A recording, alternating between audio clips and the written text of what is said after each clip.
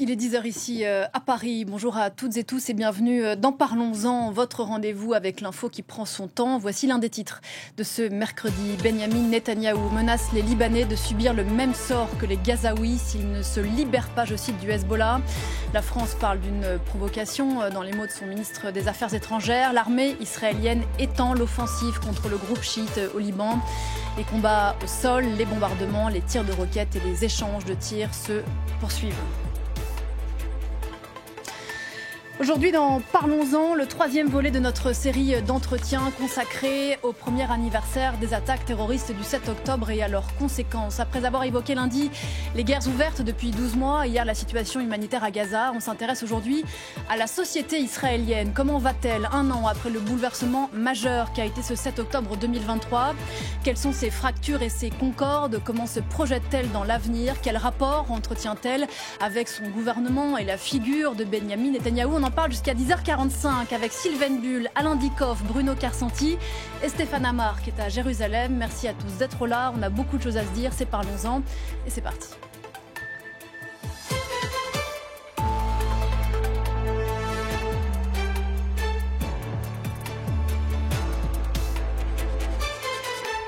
Bonjour Sylvain Bull. Bonjour. Et merci beaucoup d'être là. Vous êtes chercheuse à l'EHESS, École des hautes études en sciences sociales, professeure, autrice du livre Sociologie de Jérusalem qui est sorti aux éditions de la Découverte et Sociologie du conflit qui est sorti chez Armand Collin. Bonjour Alain Dikoff. Bonjour. Directeur de recherche au CNRS, professeur aux séries Sciences Po, auteur d'Israël-Palestine, une guerre sans fin dont une version réactualisée vient de sortir chez Duno. Et bonjour Bruno Carsanti. Bonjour. Philosophe, directeur d'études à l'EHESS, vous avez dirigé la fin d'une illusion Israël et l'Occident après le 7 octobre aux presses universitaires de France. Vous êtes aussi le cofondateur de la revue K, Les Juifs, l'Europe et le 21e siècle. Merci à tous les trois de participer à cette émission consacrée, je le disais, à une société israélienne à l'épreuve du 7 octobre et de la guerre et des guerres au pluriel. Avant d'aborder quelques-unes des interrogations que j'ai formulées à l'instant, on va retrouver Stéphane Amar à Jérusalem. Bonjour Stéphane. Le 7 octobre a été, dont on parle depuis le début de la semaine, a été un bouleversement immense en Israël. Si on essaie de ramasser ce qu'il s'est passé depuis un an, comment est-ce que la société israélienne fait-elle face ?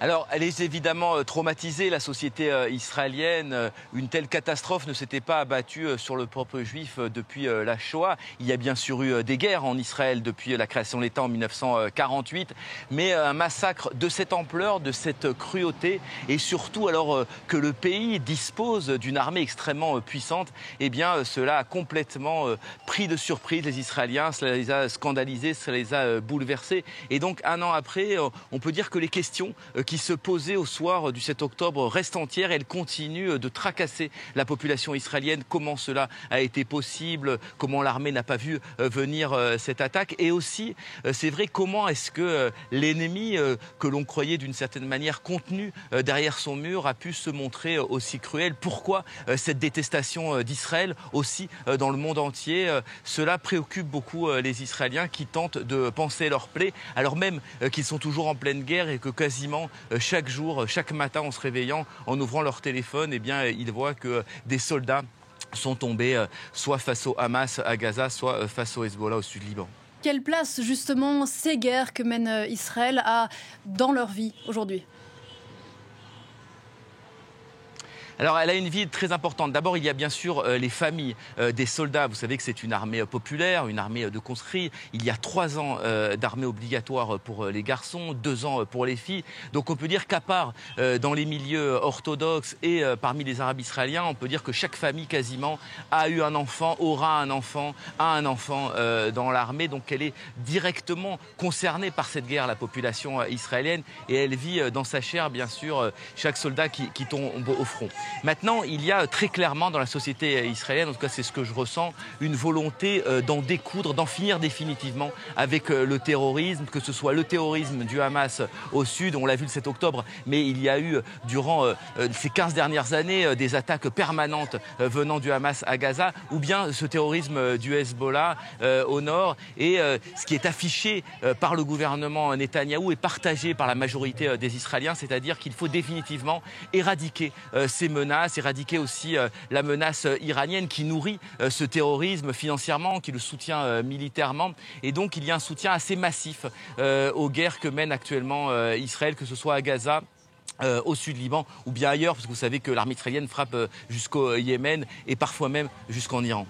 Et puis dernière question, Stéphane, Benyamin Netanyahou qui incarne cette volonté d'en découdre, vous le disiez, comment est-ce qu'il est parvenu en un an à passer de l'échec sécuritaire majeur qu'a été le 7 octobre à une forme de retour en grâce dans l'opinion publique ? C'est une excellente question. On parle souvent d'animal politique en parlant de Benyamin Netanyahou. Ici, beaucoup le surnomment le magicien pour sa capacité à rebondir, à renverser les situations. Effectivement, il était extrêmement critiqué au moment du 7 octobre, après les massacres, parce que malgré tout, il est responsable du gouvernement. Il y a un slogan qu'on a beaucoup entendu dans les rues de Tel Aviv, dans les manifestations qui se déroulent chaque samedi soir. C'est « tuer », puisqu'ici on tutoie même le Premier ministre, « tuer au pouvoir, donc tu es le responsable ». Et il y a toute une partie de la population qui demande sa démission, qui en tout cas lui demande des comptes. Mais c'est vrai qu'au cours de cette guerre, Benyamin Netanyahou a montré une capacité de résilience.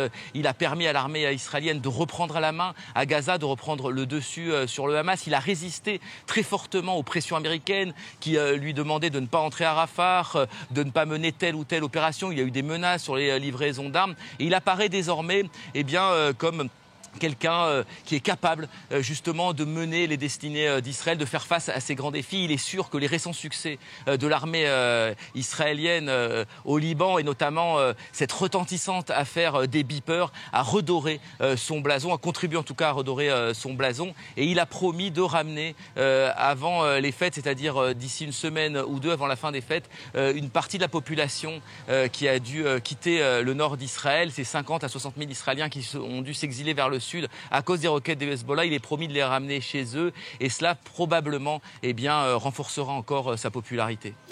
Merci beaucoup Stéphane Amar. Vous étiez en direct avec nous depuis Jérusalem. Rebonjour à tous les trois. Voilà pour le portrait rapidement dressé de cette société israélienne un an après le 7 octobre.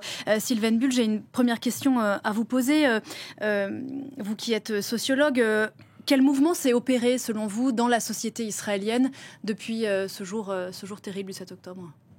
Alors, le mouvement qui s'est opéré, il est à la hauteur du bouleversement. Moi, je parle d'effondrement de la société israélienne depuis le 7 octobre, un effondrement systémique des institutions et aussi un effondrement de la démocratie, mais aussi des sentiments politiques. Depuis le 7 octobre, il y a un sentiment politique qui est sorti de la sphère privée et qui s'exprime dans la sphère publique, c'est la vengeance et la cruauté, dont Bibi Netanyahou a été le porteur. Moi, je suis surprise de voir aussi à quel point, depuis avant-hier, Bibi Netanyahou a une sémantique qui le rapproche de plus en plus du religieux et du sacré, ce qu'il n'avait pas jusqu'à aujourd'hui. Donc, le mouvement qui s'est opéré, c'est l'idée qu'il fallait se venger, qu'il ne fallait plus donner prise à la possibilité d'être faible, puisque la société était affaiblie, et qu'il fallait définitivement, désormais, rentrer dans un état de guerre totale. Et cet état, il est en effet instrumentalisé ou peut-être même manipulé par 3 ou 4 personnes au gouvernement, avec cette idée que le patriotisme désormais, le nationalisme israélien doit s'exprimer par la cruauté, la vengeance, aller combattre son ennemi jusqu'à sa destruction. Alain Dikoff, pour ce qui vient d'être dit. Alors, moi je pense qu'il faut distinguer parce qu'évidemment une opinion publique, elle n'est pas figée. Bien sûr. Donc, bien évidemment, tout de suite après le 7 octobre de l'année dernière, il y a eu, ce qui est tout à fait compréhensible, une fois passé la sidération, un mouvement de solidarité très très fort. Très peu de voix discordantes, en réalité, mais ça n'a duré qu'un temps, en même temps.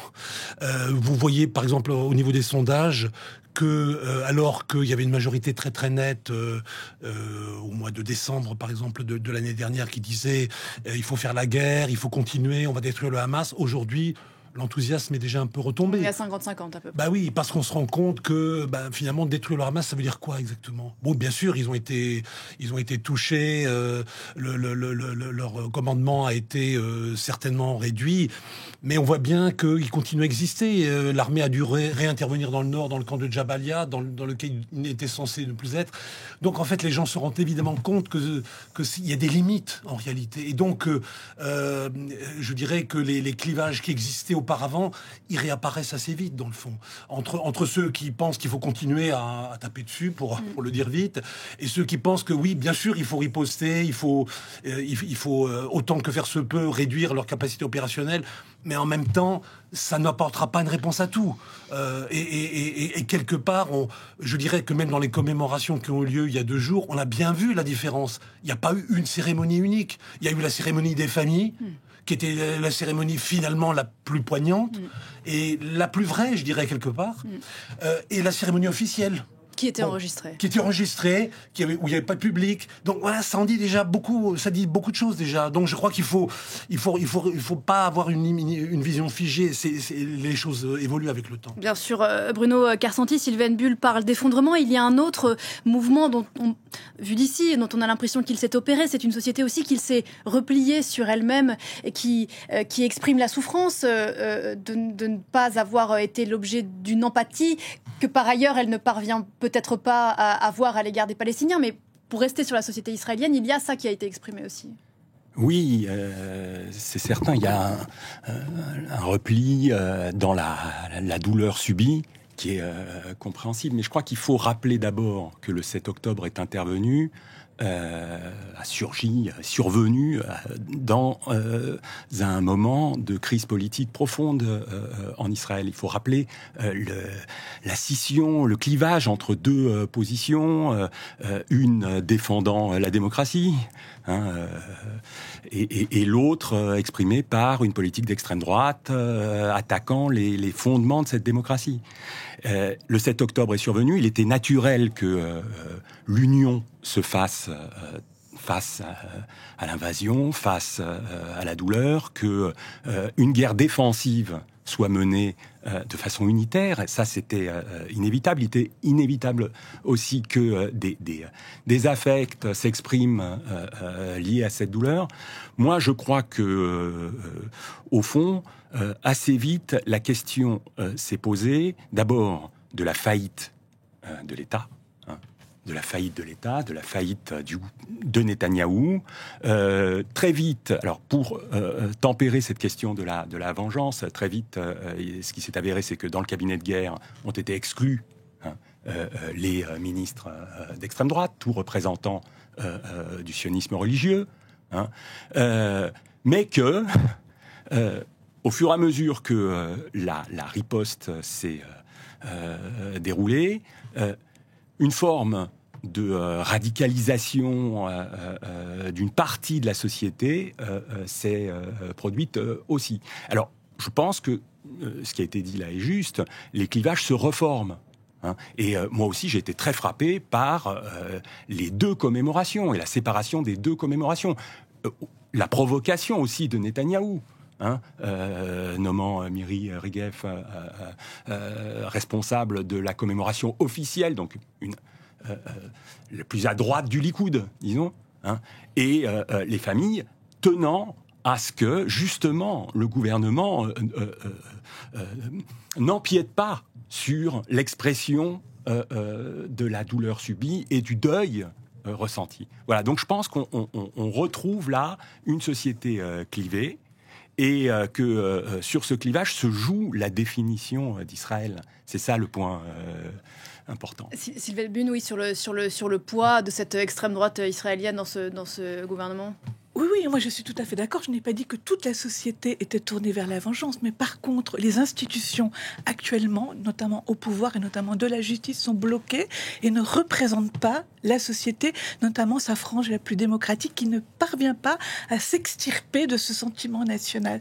Sur l'extrême droite, moi je crois qu'il faut faire très attention de confondre extrême droite, messianisme et religieux, comme on le fait très souvent. Là aussi, je crois que l'opinion publique internationale et peut-être aussi les médias ont tort de personnaliser la représentation nationale israélienne sur Bibi Netanyahou et sur 2 ministres Ben Gvir et Smotrich, qui ne sont qu'une partie du gouvernement.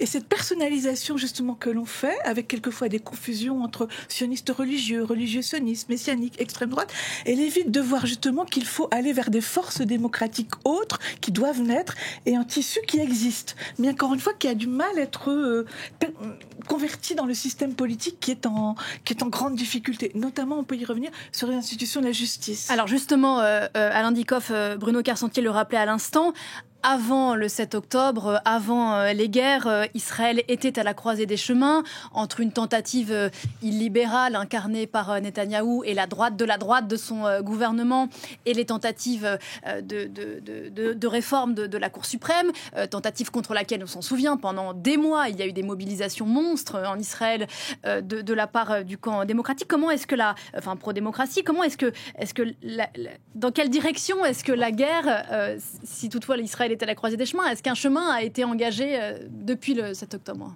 Vous voulez dire au niveau politique ? Oui, est-ce que Israël a choisi son destin entre cette tentative illibérale et... Non, je crois qu'il est trop tôt pour le dire. Ce qu'on peut dire avec une relative certitude en fonction des sondages qu'on a, c'est qu'il y a un petit tassement du Likoud. S'il y avait des élections demain, il y a un petit tassement du Likoud, mais qui n'est pas non plus un effondrement. Il y a un renforcement assez compréhensible du centre, grosso modo, pour faire vite, et il y a une petite remontée de la gauche, voilà. Mais bon, ça ne veut pas dire que ça nous donne une image de ce que seraient les élections dans 2 mois.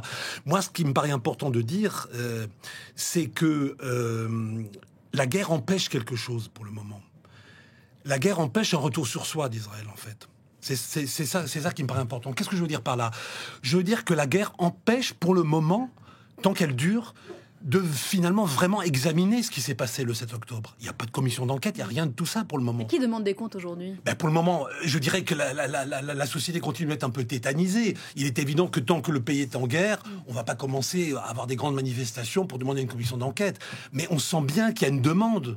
En particulier, évidemment, de la part de la famille, des familles de victimes, mais pas uniquement, ou d'otages, mais pas uniquement, beaucoup plus large, d'une partie de l'opinion, qui en fait, il faudra bien un jour que ceux qui étaient responsables, qui étaient en charge d'un point de vue à la fois politique et militaire le 7 octobre, on leur demande des comptes. Après tout, ils étaient en charge. Ça, pour le moment, c'est entre parenthèses. On ne peut pas le faire tant qu'il y a la guerre. Mais à un moment, ça va venir. Et ça aura aussi des conséquences politiques. Ça me paraît important de le dire. Mais quelque part, la fuite en avant guerrière empêche ça pour le moment. Et encore une fois, si on essaie de revenir à cet Israël pré-7 octobre, on se souvient bien sûr de ce texte fondamental de 2018 sur l'État-nation du peuple de Juifs qui a changé beaucoup de choses dans la conception même d'Israël. On se rappelle que le mot démocratie est absent de ce texte, qu'il a gravé dans le marbre une forme d'inégalité entre les citoyens. C'est cet Israël-là aussi qui a vécu ce 7 octobre-là. Bruno Carcentier. Oui, c'est juste. Vous avez raison de rappeler la loi de 2018. Elle marque une étape dans la fausse conscience que un État démocratique et juif a pris de lui-même à travers cette loi qui, en fait, referme l'identité de la nation sur l'identité du peuple juif en un sens exclusif et efface ce qui était quand même au fondement de la déclaration de 48, qui est que c'est avec les Palestiniens et avec les minorités que se ferait l'État juif et démocratique. C'était ça qui était inscrit dans la déclaration de 48 et c'est ces articles de la déclaration de 48 que le mouvement pré-7 octobre, le mouvement de 2023, portait tous les samedis dans les manifestations. Alors, moi, ce que je crois, c'est que c'est très juste de se demander si une conscience de ce qui s'est passé le 7 octobre, vraiment, est possible maintenant dans la guerre. Effectivement, difficulté à produire une commission d'enquête, difficulté à mettre en place tous les dispositifs qui devraient permettre objectivement de saisir ce qui s'est passé. Néanmoins, je crois qu'il y a eu quelque chose qui a été perçu de façon très aiguë et par rapport à quoi les opinions se déterminent. Ce qui a été perçu de très aigu, c'est que Israël a été attaqué d'une manière inouïe et au fond nouvelle au regard de ce qu'est Israël. quelque chose s'est produit qui n'est pas de l'ordre d'une armée qui progresse dans le territoire, comme en 73 par exemple, mais qui est de l'ordre d'un massacre de juifs. Un massacre de juifs. Et qui est de l'ordre d'une éruption d'antisémitisme en Israël. D'actes antisémites, de crimes antisémites en Israël. Ça, je crois que ça a été perçu, alors à la fois par la société israélienne et par la diaspora. Et donc, quelque chose s'est réunifié de la conscience de ce qu'est l'État d'Israël historiquement, de sa fonction historique. Là aussi, la déclaration de 48 mentionnait le fléau nazi, et le fait que cet État a été construit après la Shoah pour défendre les Juifs dans le monde entier et pour servir de refuge à tous les Juifs. Cela, le 7 octobre, l'a ravivé. Cette conscience-là, le 7 octobre l'a ravivé. Alors, par rapport à cette perception, des opinions se sont clivées au sein de la société israélienne et dans le monde, par rapport au sens de cet événement. Qu'est-ce qui s'est produit ? Dans la partie la plus progressiste et à mon avis la plus conséquente, celle qui reprend l'idée d'État juif et démocratique, c'est qu'est-ce que ça signifie de penser que Israël est un État-nation qui a cette fonction particulière de permettre aux Juifs d'exister sous une forme plus assurée dans le monde entier et en Israël même. Voilà. Qu'est-ce que ça signifie ? Et de l'autre côté, effectivement, la perception a été l'antisémitisme a pour seul rempart un repli sur soi et la réaffirmation d'un sionisme de type religieux. Voilà. Donc là, en un sens, si vous voulez, le clivage pré-7 octobre, il s'est accusé dans la période post-7 octobre. Par rapport à ce que vient de dire Bruno Karsanti, Sylvain Bull, face à ça, comment conceptualiser le mouvement des familles d'otages qui raconte plus que ce qui s'est passé le 7 octobre, mouvement dans lequel on a d'ailleurs retrouvé des Israéliens, des manifestations contre la réforme de la Cour suprême. Comment est-ce que tout ça fait sens et quel poids ça a aujourd'hui ? Parce que en réalité, ce n'est pas, on le voit bien, ce n'est pas une menace aujourd'hui pour Benyamin Netanyahou, ce mouvement-là. On aurait pu penser que ça aurait pu l'être, ça ne l'est pas. Oui, alors c'est assez complexe. Ce que signifie le mouvement des familles des otages, en effet, c'est que l'État-nation israélien n'était plus un rempart que les juifs, mais avant tout nationaux, parce que l'antisémitisme en Europe, quand on vit en Israël, est un peu déconnecté, mais que l'État-nation protecteur des juifs nationaux était en train de s'écrouler. Ça a été extrêmement fort, et notamment aussi parce qu'on oublie aussi que Netanyahou est arrivé en 1995 au pouvoir, ça fait maintenant 25 ans. Lorsque Netanyahou est arrivé au pouvoir, on parlait de la Start-up Nation.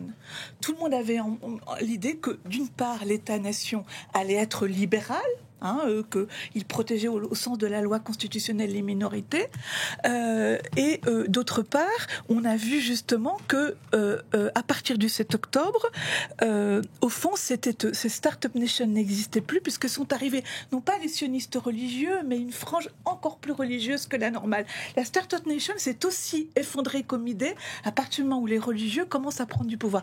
Sur la famille des otages, moi je crois que c'est au cœur d'un certain nombre non pas de concurrence, mais de disparité. Vous avez des familles d'otages qui disent il faut que la vie prime avant tout, quelle que soit la couleur politique du gouvernement, quels que soient les moyens de les libérer. Et puis, vous avez ceux qui disent ce qui est en jeu, c'est notre démocratie. Les otages sont peut-être importants, mais il y a aussi le fait qu'on doit préserver notre démocratie, notre vivre ensemble, etc., etc. Mais je crois que Netanyahou est celui qui a cherché à instrumentaliser les disparités de sensibilité chez les otages. Surtout qu'au sud, on sait que c'était des gens de gauche, etc. On a même des gens qui ont accusé les kibbutzim d'être trop à gauche et d'avoir cherché le massacre. Cette division-là, elle a été édulcorée parce qu'il y a une très grande unité. Et elle existe encore, contrairement... Moi, je crois que l'unité devant la vie des otages, elle existe. Simplement, c'est les moyens pour parvenir à leur libération qui est de plus en plus hypothétique, qui diffèrent. Voilà, il y aura le temps, Alain Dikoff, vous disiez, de la commission d'enquête. Il y aura le temps aussi pour cette société israélienne de faire face à ces divisions-là qui préexistaient d'une certaine façon au 7 octobre, mais qui reviendront encore plus fortes encore si la guerre sera finie, on ne sait plus comment le dire. Oui, non, tout ça est très vrai. Ce que je voulais peut-être ajouter sur un point précis, c'est sur la question non pas uniquement des familles, mais de l'opinion publique. Là aussi, il y a quand même eu un changement au cours d'une année. C'est-à-dire qu'il est assez clair qu'il y a une majorité de l'opinion publique qui considère que l'objectif quand même centrale de la guerre, là je parle à Gaza, c'est la question de la libération des otages. Et il ne croit plus en réalité qu'il sera possible de complètement écraser le Hamas militairement. Donc il y a une sorte de réalisme quelque part qui s'impose dans l'opinion publique et que l'on voit très, très nettement. Ce qui est plutôt frappant, c'est un peu le décalage avec le gouvernement qui continue à faire comme si finalement cette opinion ne comptait pour rien et qu'on va continuer à marteler l'idée qu'on va écraser.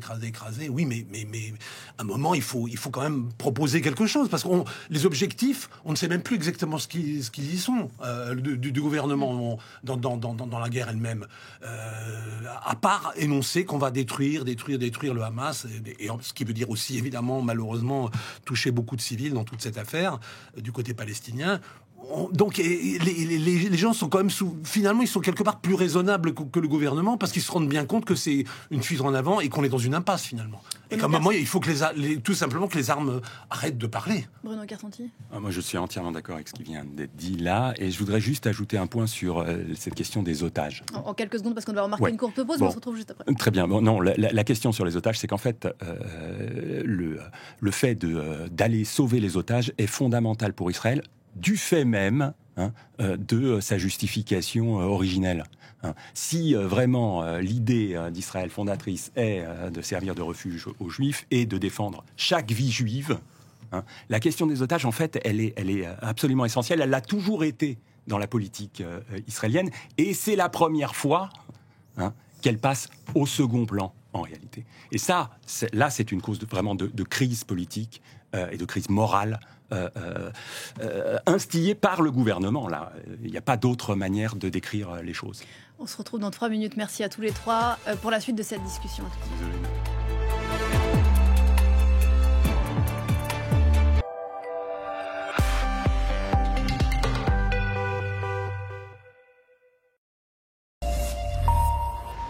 10h30 ici à Paris, la suite de notre entretien aujourd'hui consacré à l'état de la société israélienne 1 an après les attaques terroristes du 7 octobre. On en parle jusqu'à 10h45 avec vous, Sylvaine Bull. Rebonjour. Bonjour. Chercheuse à l'EHESS, autrice de sociologie de Jérusalem et de sociologie du conflit chez Armand Collin. Alain Dikoff, rebonjour. Directeur de recherche au CNRS, Une guerre sans fin, Israël-Palestine réactualisée chez Duno. Et Bruno Carsanti, rebonjour. Merci d'être là, philosophe. Vous avez dirigé La fin d'une illusion, Israël et l'Occident après le 7 octobre. On avait, juste avant la pause, terminé sur le visage de Benyamin Netanyahou. On va y revenir dans un instant parce que, bien sûr, il est important. Moi, j'ai une question qu'on se pose depuis plusieurs mois maintenant et qui a particulièrement résonné avec les commémorations lundi. Sylvaine Bull, comment est-ce que cette société israélienne cohabite depuis 1 an avec les guerres que mènent en son nom le gouvernement et l'armée israélien? Si on se place d'un point de vue national, sans même évoquer le coût humain côté gazaoui notamment, ces conflits ont un coût économique. Stéphane Amar le rappelait à l'instant, il y a quasiment un soldat dans chaque famille israélienne, donc ça a un coût humain aussi, ça a un coût social, sociétal. Comment est-ce que cette société vit avec ce poids-là des guerres ? Eh bien, elle survit, sachant que économiquement la situation est catastrophique, il n'y a plus de tourisme, l'État est quasiment en faillite parce que 100% des dépenses sont affectées à la dépense militaire. L'industrie des travaux publics est à l'arrêt. Et ce qu'il faut remarquer, et ça doit être dit, c'est que les Palestiniens d'Israël, pas ceux de Jérusalem qui malheureusement souffrent énormément, ont été remarquables de solidarité, en tout cas en apparence, transparence avec la souffrance des Juifs israéliens. Il y a des mouvements intercommunautaires, on doit le dire, des mouvements intercommunautaires mixtes qui œuvrent pour la solidarité, la paix étant un horizon de plus en plus inaccessible. La société cohabite aussi dans le très grand mouvement de solidarité interne qui a eu lieu. En Israël, il y a des cercles de solidarité partout, pour l'aide, pour les cantines, pour les écoles, pour les groupes de yoga, pour les groupes de musique, etc., etc. Pour aider notamment les sinistrés, on oublie de le dire, 300 000 réfugiés nord au sud. Si on prend la ville de Tel Aviv ou celle de Jérusalem, c'est un grand village de tentes, avec des hôtels réquisitionnés. Donc la société est tenue vers cet objectif de survie qui est très juif d'ailleurs, dans la façon de maintenir le groupe primaire. Moi, je pense que la question, c'est de savoir comment cette solidarité primaire, elle va être convertie dans une nouvelle démocratie. Et là, on est au seuil du post-sionisme. David Grossman parle de voir Israël pour la seconde fois. Et repenser Israël à l'aube de cette solidarité, c'est intégrer les Palestiniens. Et c'est là où on va peut-être en reparler. Moi, je crois que la chose fondamentale, on ne le dit pas assez, c'est la question du droit et du devenir des institutions de justice en Israël. Pour le moment, on a une cour de justice qui est justicière, qui fait justice qui rend une mauvaise justice. Il faut que les institutions redeviennent des institutions démocratiques conformes aux lois fondamentales, garantissant la liberté et l'égalité entre les individus. Et c'est quelque chose que l'on a perdu de vue avec la guerre. Les juridictions se posent sur la criminalisation, l'enrôlement des rachedim, des religieux dans l'armée, etc. Mais personne ne pose la question du devenir de la démocratie dans les institutions de justice. David Grossman, immense écrivain israélien qui a lui-même d'ailleurs perdu un fils au Liban et dont les interventions sont toujours effectivement remarquables. Je voudrais quand même qu'on revienne sur cette question de la cohabitation d'une société avec des guerres dont on disait tout à l'heure, Alain Dikov, qu'elle fracture aussi la société israélienne. Il y a la question de la cohabitation avec l'horreur à quelques dizaines de kilomètres de soi, le coût pour la société. Et est-ce qu'il y a dans la société israélienne, je ne sais pas si vous avez la réponse, la perception que ces guerres vont créer nécessairement une radicalisation des opinions publiques au Liban, dans les territoires palestiniens, Cisjordanie, Gaza, et qu'on s'inquiète d'une certaine façon, on parlait de la sécurité comme prisme essentiel, et qui s'inquiète d'un retour, d'un effet boomerang, d'un retour de bâton? Alors, je vais répondre à cette question, peut-être juste encore un tout petit ajout sur la question de la société israélienne elle-même. Il faut juste donner peut-être un chiffre qui est assez parlant, c'est 300 000 soldats mobilisés depuis un an. Il faut aussi rappeler que c'est la guerre la plus longue depuis 1948. Il n'y en a jamais eu d'aussi longue, de façon ininterrompue. Parce qu'en 48, ça a duré un peu plus longtemps, mais il y a eu souvent des trêves assez longues parfois. Donc c'est vraiment tout à fait atypique de ce point de vue-là. Alors l'effet, en fait, sur les voisins, c'est un peu ça votre question. Malheureusement, il ne faut pas se faire trop d'illusions. C'est-à-dire que la vision que les opinions publiques en Jordanie, au Liban ou ailleurs peuvent avoir de la guerre, elle est évidemment très différente de ce dont on parle aujourd'hui en parlant de la société israélienne. C'est-à-dire que dans ces opinions publiques, il y a quand même une vision hyper négative de ce que fait Israël et qui apparaît alimenté par le bilan humain à Gaza, évidemment, parce que vrai. Autant du côté à la télévision israélienne, dans tous les cas je parle de la télévision mainstream, vous voyez pas beaucoup d'images sur Gaza, c'est un peu la même chose de l'autre côté, vous voyez pas d'images de ce qui se passe sur Israël, mais vous voyez évidemment ce qui se passe à Gaza. Est-ce que cette société israélienne se projette en se disant ça va nous retomber dessus? Alors évidemment, vous allez toujours trouver, bien sûr, heureusement, vous allez toujours trouver des gens. David Grossman a été cité. Il y a des intellectuels. Il y a des gens qui sont pas nécessairement des intellectuels, mais par exemple, je trouve que la réaction de beaucoup de familles qui ont été meurtries directement dans leur chair parce qu'ils ont perdu un père, un fils, etc. autour des kibboutz, souvent cette réaction, elle est quand même assez admirable. C'est-à-dire que dans le fond, ce qu'ils nous disent, c'est on a été meurtris, mais en fait, on continue à penser qu'il faut qu'on arrive à un accommodement avec les Palestiniens. Ça, c'est quand même, je dirais, moi, je trouve ça remarquable de malgré tout tenir sur ce bout, non pas par inconscience, mais parce qu'ils se rendent bien compte que sinon, c'est la guerre permanente. Et Israël n'a pas été créé pour ça non plus. Donc, il y a une maturité aussi très forte chez certains. Alors, bien sûr, vous allez aussi trouver autre chose. Il faut, si on veut avoir une vision complète, d'autres qui vont dire un petit peu... Mais vous voyez, en gros, ceux qui étaient déjà à droite vont être confortés dans leur opinion en disant, ben oui, on vous l'avait bien dit, on ne peut jamais leur faire confiance. Donc, il y aura une radicalisation. Ce qui va sortir, à mon avis, tout ça, je n'en sais rien exactement. Mais il y a fort à parier que la polarisation va s'accentuer. Moi, c'est plutôt ce que je pense. Mais qu'à un moment... Ça, ce sera pour moi l'heure de vérité. Il faudra clarifier les choses. Il faudra qu'il y ait une clarification. Et non pas... Alors, qu'est-ce que je veux dire par là ? Je veux dire par là que... Je reviens juste aux manifestations qu'il y a eu l'année dernière autour de la question de la justice. Ces manifestations étaient très importantes et nécessaires. Mais elles ont volontairement évité un sujet. C'est la question de l'occupation de la Cisjordanie. Pourquoi ? Parce que les organisateurs s'étaient dit, si on met ça en avant... On va cliver. Mais à un moment, vous pouvez pas éviter de poser cette question. Donc je crois que c'est ça. Quand la guerre sera terminée, il faudra aussi poser cette question. Et même la question de la justice, il faut la lier quelque part aussi à la question de la colonisation. C'est pas possible de l'éviter. Vous savez, c'est ce que les Américains appellent the elephant in the room. C'est-à-dire tout le monde sait qu'il y a un éléphant dans la pièce, mais personne n'en parle. À un moment, il faut en parler de cet éléphant. La colonisation qui s'est poursuivie, y compris ce qui s'est passé pendant la guerre. Regardez le bilan en Cisjordanie, il est quand même terrible aussi pour les Palestiniens.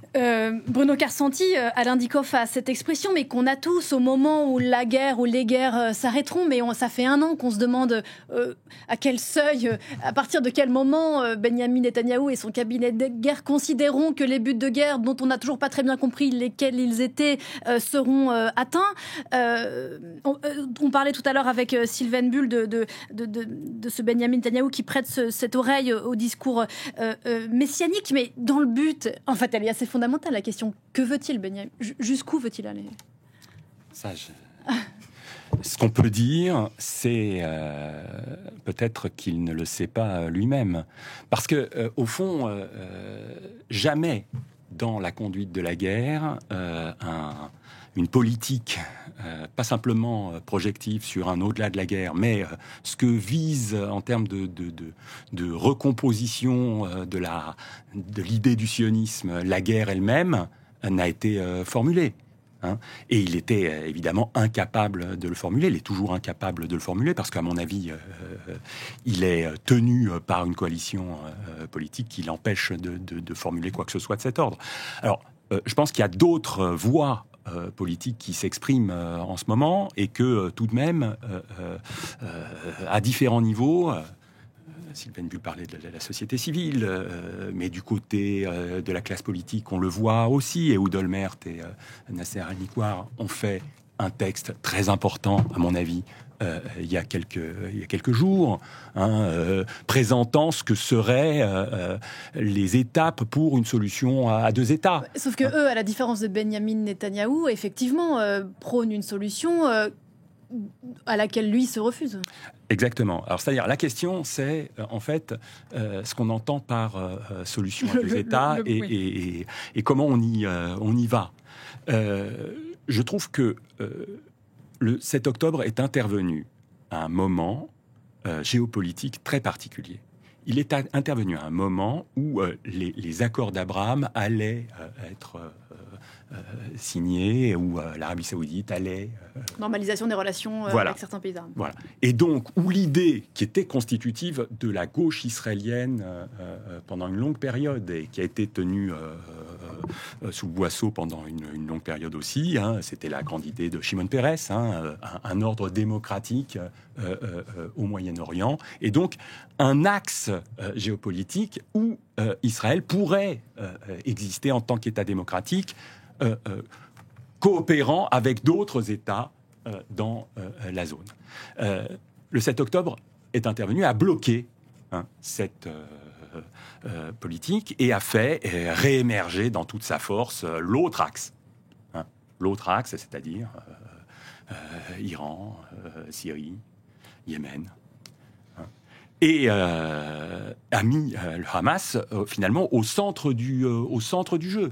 Alors, je pense que la fonction, là, aujourd'hui, des politiques doit être de reprendre le fil de cette conception d'un État démocratique qui collabore avec d'autres États dans la zone pour qu'un État palestinien émerge. Sauf que Sylvain Bull, ça fait quoi, une vingtaine d'années, enfin c'est pas nouveau que Benyamin Netanyahou promet de remodeler l'ordre régional. Ça ne date pas du 7 octobre. Oui, tout à fait. Et puis on voit qu'il vous avez vu hocher la tête. Une sémantique de plus en plus sacrée et messianique. Mais quand même, moi, pour finir sur un mot à la fois optimiste et pas que, les accords d'Abraham ne régleront pas tout. Les accords d'Abraham n'amèneront pas la confiance et la nécessité d'une étape fondamentale qui est la coexistence et retrouver cette confiance. On peut faire de la paix économique avec les accords d'Abraham. C'est le problème d'Oslo. C'était un accord économique avec une créature internationale. Israël et Palestine ne peuvent pas retourner à ce type d'accord, ni même à un gouvernement intermédiaire. Il faut une coexistence qui se réinstalle, une pacification des esprits. Ça va prendre 10 ans, 20 ans. Et en effet, Netanyahou n'est pas celui qui garantit cette possibilité de confiance, de pacifier, de réparer la confiance dans les deux sociétés. C'est évident, il va même complètement à l'opposé. Il n'a même pas besoin d'afficher Iran. À l'intérieur de sa dernière sémantique, délivrer le peuple d'Israël des ennemis, on comprend bien qu'il est très très loin d'une sémantique de paix. Il parlait lundi d'un combat sacré, je Absolument. le cite, contre le Hezbollah et le Liban. Alain Dikoff, est-ce qu'on pourrait dire pour conclure que Benyamin Netanyahou est l'homme de ce moment, sans jugement aucun, mais qu'une fois après lui, d'autres hommes qui incarneront d'autres choses? Il y aura nécessairement une relève à un moment, ne serait-ce que parce qu'il commence à prendre de l'âge malgré tout. Mais il est quand même au pouvoir depuis 2009, quasiment sans interruption. 17 ans au pouvoir. Voilà, si on compte en effet la période 96-99. Mais en effet, il a une capacité de rebondir qui est tout à fait forte. Mais je pense qu'en effet, le moment viendra de toute façon où il faudra qu'il y ait une alternative qui se dégage.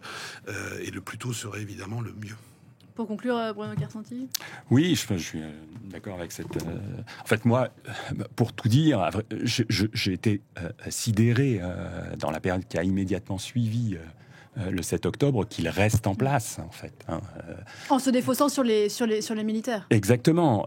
Qui ont démissionné pour certains, d'ailleurs. Une autre histoire de la guerre aurait pu s'écrire, et une opération militaire courte, rétablissant la sécurité d'Israël, c'était absolument nécessaire, aurait pu se produire. Ça ne s'est pas produit. On s'est enfoncé dans une guerre qui est terrible quant au bilan des morts civils palestiniens, des morts de civils palestiniens. Je pense que aujourd'hui, on est dans la pire des situations, avec un nouveau front qui s'est ouvert, qui semble suivre la même pente. L'espoir est difficile à formuler, là. Vous m'offrez une transition toute trouvée, parce que notre émission de demain, comme quoi, tournera autour de l'espoir de la paix au Proche-Orient. Demain, dans 10 ans, peut-être un jour. Merci infiniment à tous les trois d'être venus sur ce plateau. Merci beaucoup Sylvain Bull, Sociologie du conflit chez Armand Collin, 2021. Alain Dikoff, Israël-Palestine, une guerre sans fin chez Duno. Bruno Carsanti, La fin d'une illusion, Israël et l'Occident après le 7 octobre aux presses universitaires de France. Merci infiniment. Une émission à retrouver en podcast et en replay. Tout de suite, le grand format de Paris Direct qui nous emmène en Côte d'Ivoire, et on se retrouve, le grand format de Parlons-en, pardon, pas de Paris Direct, on se retrouve à 11h pour un nouveau point sur l'information. On ira notamment au Liban. À tout à l'heure.